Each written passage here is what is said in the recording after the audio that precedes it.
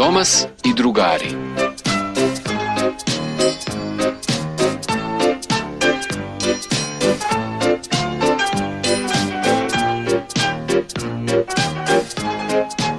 Iznenađenje za Persija.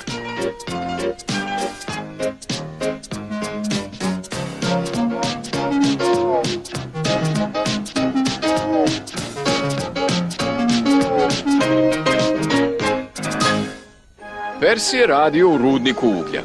Bilo mu je dosadno, a pored glupavih vagona se osjećao još i usamljeno. Razvedri se, Persi, rekao mu je vozač. Debeli kontrolor mi je rekao da i sutra moramo da dođemo ovde. Morat ćemo da izvučemo najbolje iz ove situacije. Pokušat ću, gospodine, uzdahnuo je Persi. Sljedećeg jutra Persi je ponovo došao u rudnik uglja. Čim je stigao, vagoni su počeli da ga zadirkuju. Persi, zeleni mali, svašta njemu nešto fali. Brzo ide kad je ravno, ali se uzbrdo muči stalno. Tišina! Zatim je odvezao vagone na punjenje. Persi je i dalje bio potišten, ali dok se peo strmom uzbrdicom, ništa nije rekao.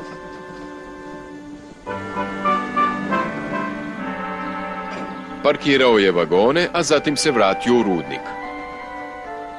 Čak ni autobus Berti Persiju nije mogao da izvuče osmeh. Šta ti je, Persi? Upitao je Berti.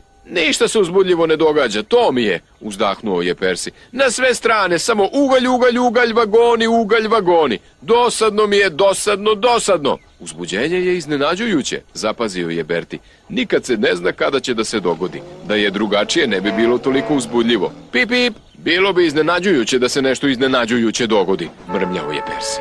Kasnije se zaustavio kod vodenog tornja. Zdravo, Persi, kako si? Upitao je Tobi.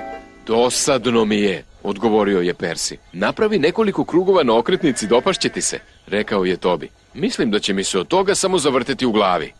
Prestanite sa brbljanjem, prekinuo ih je Persijev vozač. Razvedri se, Persi. Uskoro ćeš o vagonima znati više od bilo koje lokomotive. To će da bude uzbudljivo, povikao je Tobi. Vagoni su i dalje gunđali i bilo ih je više nego ikad. Ti si isuviše